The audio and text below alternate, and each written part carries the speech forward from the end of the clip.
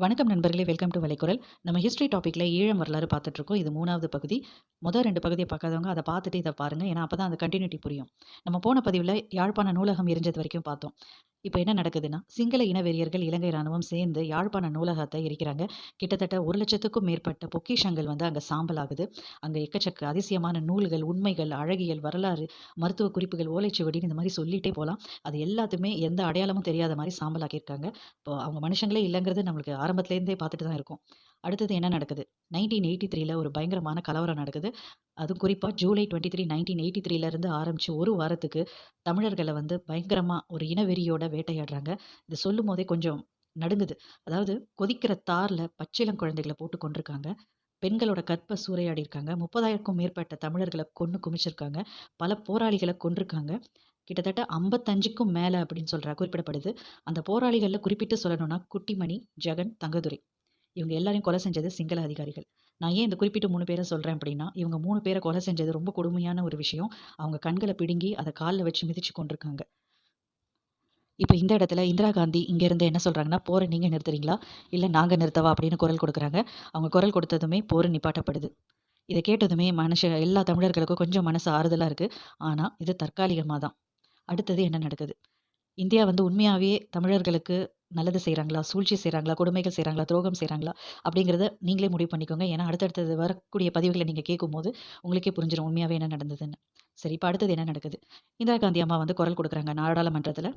அதாவது போர் நிறுத்தம் அப்படின்னு சொல்லிட்டு குரல் குடுக்குறாங்க. அதுக்கேத்த மாதிரி இங்கேயும் வந்து போர் நிறுத்தப்படுது. இப்ப நம்ம இந்த இடத்துல வந்து ஒரு சின்ன துணிப்பு துணிப்பு செய்தியா நம்ம பார்க்க போறோம். இந்தியாவுக்கு சப்போர்ட் பண்றது ரஷ்யா. பாகிஸ்தானுக்கு சப்போர்ட் பண்றது அமெரிக்கா. அமெரிக்கா வந்து வேற மாரி மறைமுகமா இலங்கைக்கு சப்போர்ட் பண்றாங்க. அப்ப இந்திரா காந்தி அம்மா என்ன நினைக்கிறாங்க அப்டின்னா, அதாவது நம்ம இலங்கையில இருக்கக்கூடிய தமிழர்களுக்கு சப்போர்ட் பண்ணா, தமிழ்நாட்டு பீப்பிளோட வோட் நம்மளுக்கு வரும். அவங்களோட சப்போர்ட் நம்மளுக்கு கிடைக்கும். அந்த சப்போர்ட் வந்து பெர்மனன்ட்டா இருக்கும். அதனால நம்ம வந்து தமிழர்களுக்கு தனி நாடு, தமிழ் ஈழ நாடுன்னு சொல்லி நம்ம சப்போர்ட் பண்ணுவோம் அப்படின்னு அவங்க ஒரு தாட் ப்ராசஸ்ல இருக்காங்க.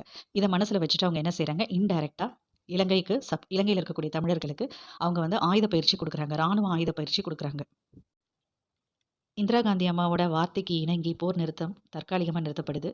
தற்காலிகம் அப்படிங்கிறது நம்மளுக்கு தெரியுது. ஆனா, அந்த சமயத்துல தமிழர்கள் வந்து ரொம்ப நம்பிக்கையா, அப்பாடா! அப்படின்னு மூச்சு விட்டுருப்பாங்கன்னு நெனைக்கிறேன். இப்போ இந்த காலகட்டத்தில என்ன நடக்குதுன்னா, நம்ம இந்திரா காந்தி அம்மா வந்து ராணுவ ஆயுத பயிற்சி குடுக்குறாங்க. பேரலலா என்ன நடக்குதுன்னா, பிரபாகரன் ஐயாவுக்கு வந்து திருமணம் நடக்குது. அது வந்து காதல் திருமணம். சென்னை திருப்பூர்ல தான் கல்யாணம் நடக்குது. அவருக்கு வந்து 3 குழந்தைங்க. ஒண்ணு வந்து ஃபர்ஸ்ட்டு வந்து சார்லஸ் ஆண்டனி, 2வது துவாரகா, 3வது பாலச்சந்திரன். இப்போ நவீன ஆயுதங்கள் வாங்க பணம் வேணும். ஏன்னா வந்து இன்டர்நேஷனல் லெவல்ல நம்ம ஆயுத பயிற்சி குடுக்கணும். ராணுவ ஆயுத பயிற்சி ஏற்கனவே இந்திரா காந்தி அம்மா சப்போர்ட் பண்றாங்க. ஆனாலும் ஆயுதங்கள் வந்து இன்னும் வந்து ரொம்ப அட்வான்ஸ்டா வேணும். அதுக்கு பணம் தேவை இல்லையா? இப்ப இத பத்தி யோசிச்சுட்டு இருக்கும்போது பிரபாகரன் ஐயாக்கு ஒரு உதவி கிடைக்குது. அது யார்கிட்ட இருந்துன்னா, எம்ஜிஆர் ஐயா கிட்ட இருந்து கிடைக்குது. அப்போ எம்ஜிஆர் ஐயா வந்து ஒரு தகவல் குடுக்குறாரு. இந்த மாரி நான் உன்ன பார்க்கணும் அப்படின்னு. அடுத்தது உடனே பிரபாகரன் ஐயா என்ன செய்றாருன்னா, பாலசிங்கம் அப்படிங்கிறவர அனுப்புறாங்க. எம்ஜிஆர் ஐயா அவர்கிட்ட 2,00,00,000 குடுத்து அனுப்புறாங்க. இந்த ஆயுதத்துக்காக. அதுக்கப்புறமா பிரபாகரன் ஐயா திரும்ப போய் எம்ஜிஆர் ஐயாவ நேர்ல பார்த்து, அவருக்கு நன்றி சொல்லி, அதாவது நீங்க உதவி பண்ணுவீங்கங்கிறத நான் எதிர்பார்க்கல அப்படின்னு சொல்லி, ரொம்ப 2 பேரும் நல்ல க்ளோஸாவும் ஆயிருக்காங்க. அவங்க நட்பு வந்து இன்னும் நல்ல பெரிதளவுல ஆயிருக்கு இந்த உதவிக்கு அப்புறமா. அடுத்தது வந்து நெறைய இந்த பணத்த வச்சு நெறைய ஆயுதங்கள் வந்து வெளிநாட்ல இருந்து வாங்கியிருக்காங்க ட்ரெய்னிங்காக. ட்ரெய்னிங் எல்லாமே வந்து தமிழ்நாட்ல தான் நடந்திருக்கு. இதுக்கு எம்ஜிஆர் ஐயா வந்து மறைமுகமா சப்போர்ட்டும் பண்ணியிருக்காரு. அதுக்கப்புறமா நல்லபடியா வந்து ட்ரெய்னிங் குடுத்துட்டு இருக்காங்க. இயக்கத்துல கொஞ்சம் கொஞ்சமா கூட்டம் சேருது. கொஞ்சம் கொஞ்சமா இயக்கமும் வந்து ஸ்ட்ராங் ஆயிட்டே போகுது. நல்லபடியா போய்க்கிட்டே இருக்கு. இந்த மாரி அமைதியா போயிட்டுருக்கும்போது ஒரு அதிர்ச்சியான இன்சிடென்ட் நடக்குது. அக்டோபர் 31, 1984. அப்ப என்னென்ன ஆகுதுன்னா, நம்ம எல்லாருக்குமே தெரியும். இந்திரா காந்தி அம்மாவ வந்து கன் ஷாட்ல கொன்னுடுறாங்க. இந்த விஷயம் வந்து பிரபாகரன் ஐயாவ ரொம்பவே பாதிக்கப்படுது. ஒண்ணு அம்மாவோட வார்த்தைய கேட்டு தற்காலிகமா போர நிறுத்தியிருக்காங்க. அவங்க வார்த்தைக்கு மதிப்பு குடுத்துருக்காங்க. இப்போ அம்மாவையே வந்து கன் ஷாட் பண்ணிட்டாங்களே! அடுத்தது இங்க என்ன நடக்குமோ? அப்படி இப்படின்னு அவருக்கு பயங்கரமான ஒரு பல எண்ண ஓட்டங்கள். அவருக்கு மட்டும் இல்ல, மொத்த தமிழர்களுக்குமே ஈழத்துல அதிர்ச்சியில தான் இருந்திருக்காங்க. இந்த இறப்பு செய்திய கேட்டதுக்கு அப்புறமா. இந்திரா காந்தி அம்மா இறந்த அடுத்த வினாடியே என்ன பண்ணியிருக்காங்க? இலங்கை ஆர்மி அவங்க வேலைய காட்ட ஆரம்பிச்சுட்டாங்க. திரும்பவும் என்ன பண்ணிட்டாங்க? தமிழர்கள வந்து டார்ச்சர் பண்றது, அரெஸ்ட் பண்றது, அடிக்கிறது, துன்புறுத்துறதுன்னு ஆரம்பிச்சுட்டாங்க. அதாவது கிட்டத்தட்ட 10,000த்துக்கும் மேற்பட்ட தமிழர்கள வந்து காரணமே இல்லாம ஏதாவது ஒரு விஷயத்த சொல்லி அவங்கள அரெஸ்ட் பண்ணியிருக்காங்க, துன்புறுத்தியிருக்காங்க, பயங்கரமா அவங்கள தாக்குதல் பண்ணியிருக்காங்க. இத கேட்டதுமே பிரபாகரன் ஐயா கோவப்பட்டு, அவர் வந்து பதிலுக்கும் தாக்குதல் பண்ணணும்னு சொல்லிட்டு, அந்த டைம்ல முல்லைத்தீவு இலங்கை ராணுவம் அப்படின்னு நம்மளுக்கு தெரியும் இல்லையா? அத வந்து தாக்குதல் பண்ணியிருக்காரு. இப்ப பேரலலா இந்த இடத்துல என்ன நடக்குதுன்னா, இந்திரா காந்தி அம்மாக்கு அடுத்தது ராஜீவ் காந்தி ஐயா வந்திருக்காரு. அப்போ இங்க பிரபாகரன் ஐயா என்ன நினைச்சிருக்காரு, இந்திரா காந்தி அம்மா வந்து நமக்கு உதவி செஞ்சிருக்காங்க. இங்க நடக்கிற விஷயங்கள் எல்லாமே ஐயாவுக்கும் தெரியும். அப்ப கண்டிப்பா ராஜீவ் காந்தி ஐயா நம்மளுக்கு உதவி செய்வாரு அப்படின்னு இவரு நம்பியிருக்காரு. நவம்பர் 1986 இப்ப என்ன நடக்குது அப்படின்னா, பிரபாகரன் ஐயாவோட சில ஆயுதங்கள் வந்து யாரோ வந்து அத வந்து திருடிட்டாங்க. திருடினதோட மட்டும் இல்லாம பிரபாகரன் ஐயாவ அரெஸ்ட்டும் பண்ணிட்டாங்க. கைது நடவடிக்கையும் செஞ்சுட்டாங்க. நவம்பர் 15, 1986 இந்த வருஷத்துல இந்த பர்ட்டிகுலர் தேதியில பெங்களூர்ல சார்க் அமைப்பு, அதாவது ஸ்ரீலங்கன் அதிபர் வந்து ஜெயவர்தினி அவர் வந்து அட்டெண்ட் பண்ணணும். இந்த சார்க் அமைப்பு இந்த மீட்டிங்ல வந்து அவர் சார்க் அமைப்புல அவர் வந்து அட்டெண்ட் பண்ணணும். இப்ப இந்தியா என்ன நினைக்குது அப்படின்னா, அமெரிக்காவும் சரி, சைனாவும் சரி அவங்க ஸ்ரீலங்காவ தன்வசமா எடுத்துக்க கூடாது. நம்ம தான் அவங்க கண்ட்ரோல்ல எடுத்துக்கணும். ஸ்ரீலங்கா நம்ம கண்ட்ரோல்ல எடுத்துக்கணும் அப்படின்னா, நம்ம ஈழத்த சாக்ரிஃபைஸ் பண்ணியே ஆகணும். அமெரிக்காவும், சைனாவும் என்ன நினைக்கிறாங்க, நம்மளோட ஆர்மிய வந்து ஸ்ரீலங்கால வச்சுட்டோம் அப்படின்னா, நம்ம நெனச்ச நேரம் இந்தியாக்குள்ள ஈஸியா போயிட்டு வரலாம். நம்ம நெனச்சத சாதிச்சுக்கலாம். அப்படிங்கிற எண்ணம் வந்து அமெரிக்கா, சைனாக்கு இருக்கு. ஆனா, இந்த இடத்துல யார் தடையா இருக்காங்க அப்படின்னா, பிரபாகரன் ஐயா தடையா இருக்காரு. பிரபாகரன் ஐயா ஒரு பெரிய சேலஞ்சா இருக்காரு. இந்தியாவ பொறுத்தவரைக்கும் என்ன நினைக்கிறாங்க, அமெரிக்கா, சைனா வந்து ஸ்ரீலங்காவ எடுத்துக்க கூடாது. நம்ம தான் ஸ்ரீலங்காவ கண்ட்ரோலா எடுத்துக்கணும். அப்போ அதுக்கு தடையா இருக்கிறது யாரு? பிரபாகரன். அப்போ ஆக மொத்தத்துல எல்லாருக்குமே வந்து ஒரு பெரிய சேலஞ்சிங்கா இருக்கிறது பிரபாகரன் ஐயா தான். அப்படிங்கிறதுனால இந்தியா வந்து ஸ்ரீலங்கன் ஆர்மிக்கு சப்போர்ட் பண்ணணும்னு முடிவெடுக்குறாங்க. ஏன்னா, ஸ்ரீலங்கன் ஆர்மிக்கு சப்போர்ட் பண்ணா, அவங்க பிரபாகரன் ஐயாவ அவரோட கதைய முடிச்சுருவாங்க. அப்போ இவங்களுக்கும் சேலஞ்ச் பிரச்சனை சால்வ் ஆயிரும். அமெரிக்கா, சைனாக்கும் சால்வ் ஆயிரும். ஆக மொத்தத்துல எல்லாரும் சேர்ந்து ஒரு கூட்டு சதியா பண்ணணும்னு முடிவெடுக்குறாங்க. Agreement 78 hours. பிரபாகரன் ஐயா வந்து எல்லா வெப்பன்ஸையும் சரண்டர் பண்ணணும் அப்படின்னு சொல்லி அவர்கிட்ட ஒரு சின்னதா அக்ரீமெண்ட் போடுறாங்க. அடுத்த 78 மணி நேரத்துல உங்ககிட்ட இருக்கக்கூடிய எல்லா வெப்பன்ஸையும் நீங்க சரண்டர் பண்ணணும். இந்தியன் ஆர்மி வந்து அங்க ஈழத்துக்கு போவாங்க. அமைதி பேச்சுவார்த்தை நடத்துவாங்க. நீங்க கவலைப்படாதீங்க. எல்லாமே அமைதியா தான் இருக்கும். ஸ்ரீலங்கன் கவர்ன்மெண்ட் வந்து உங்ககிட்ட வந்து சாரி கேட்பாங்க. என்ன நம்புங்க அப்படின்னு இவ்வளத்தையும் சொல்லி வாய் மூலமாவும் சொல்லி அத ஒரு அக்ரீமெண்ட்டாவும் வந்து டைப் பண்ணி இத வந்து யார்கிட்ட சொல்றாங்கன்னா, பிரபாகரன் ஐயா கிட்ட சொல்றாங்க. ராஜீவ் காந்தி ஐயா சொல்றாரு. இவ்வளவு விஷயத்தையும் சொல்லி அந்த அக்ரீமெண்ட்ல கையெழுத்து வாங்குறாங்க பிரபாகரன் ஐயா கிட்ட. இது எங்க நடக்குதுன்னா, அசோகா ஹோட்டல்ல. இப்போ அசோகா ஹோட்டல்ல இந்த விஷயம் நடந்துட்டு இருக்கும்போது, முதல்ல ஆரம்பத்துல பிரபாகரன் ஐயாக்கு நம்பிக்கை வரல. அவரு வந்து கையெழுத்து போட மறுக்கிறாரு. அவர் ஏன் கையெழுத்து போட மறுக்கிறாருன்னா, இவங்கள பார்க்கறதுக்கு முன்னாடி அசோகா ஹோட்டல்ல என்ன நடக்குதுன்னா, இவர ரொம்ப மோசமா இல்ட்ரீட் பண்ணியிருக்காங்க. அது வந்து இவருக்கு ஒரு பேட் சைனா தெரிஞ்சிருக்கு. எல்லாம் அமைதியா போகும்ன்னு சொல்றாங்க. ஆனா வந்து ஏன் இதுக்கு முன்னாடி நம்மள அந்த அளவுக்கு அவமானப்படுத்துனாங்க. அப்போ இதுல ஏதோ ஒரு சூழ்ச்சி இருக்கும் அப்படின்னு நினைச்சுட்டு அவரு சைன் பண்றதுக்கு மறுக்கிறாரு. சைன் பண்ண மாட்றாரு.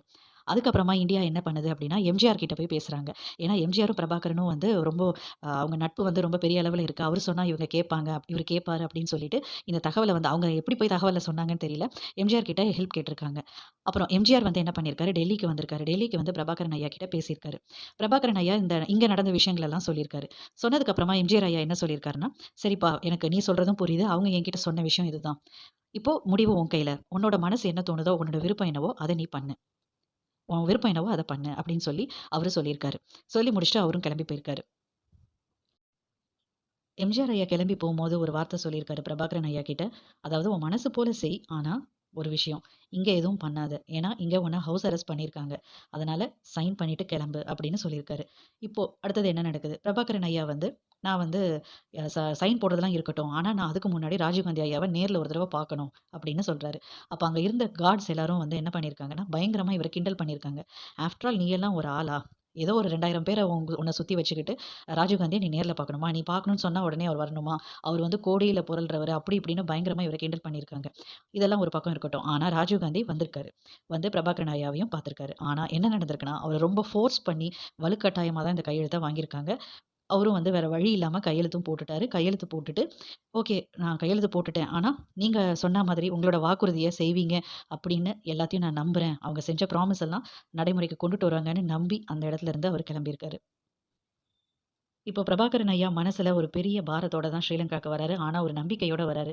இந்திரா காந்தி அம்மா வந்து போர நிறுத்த சொன்னதுனால தான் போர் நிப்பாட்டப்பட்டுச்சு.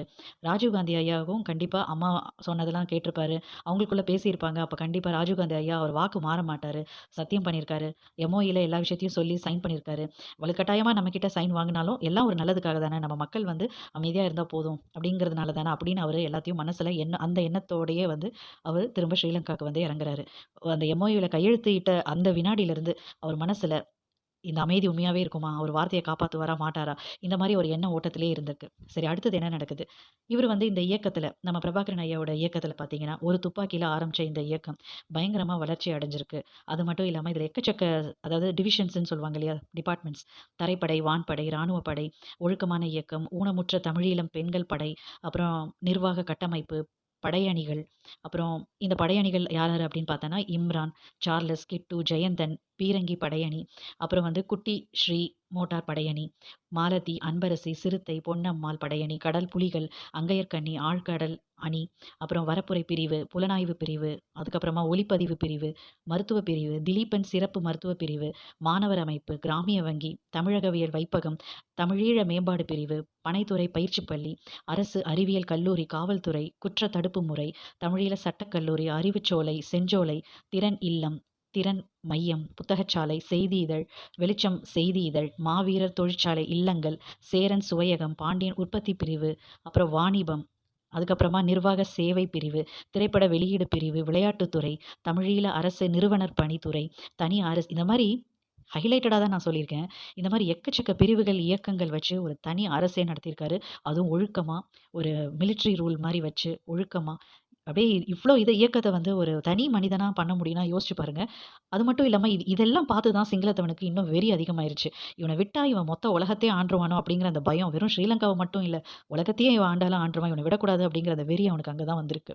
சரி நண்பர்களே நம்ம இதோட நிறுத்தி அடுத்த பதிவுல கன்டின்யூ பண்ணலாம். நான் ஏன் சின்ன சின்ன பதிவா போடுறேன் அப்படின்னா, மொத்தமா ஒரே இதுல கம்பைன் பண்ணா 1 மணி நேரத்துக்கிட்ட முடிஞ்சிரும் பதிவு. ஆனா இந்த வரலாறுல வந்து நடுவுல வேற ஒரு பார்ட்டிஷன் பேரலலா சில விஷயங்கள் நடக்கும் இல்லையா? அதையும் சேர்த்து சொல்லும்போது, அப்பதான் வந்து நம்ம அதோட வரலாறு பயணங்கள் வந்து எந்தவித சந்தேகமும், இல்ல வந்து சில இடங்கள்ல புரியாம போயிரும். அதுக்காக தான் நான் வந்து சின்ன சின்னதா பிரிச்சு பார்ட்ஸா போட்டுட்டு வரேன். இப்ப நம்ம அடுத்த பதிவுல தொடர்ந்து பார்க்கலாம்.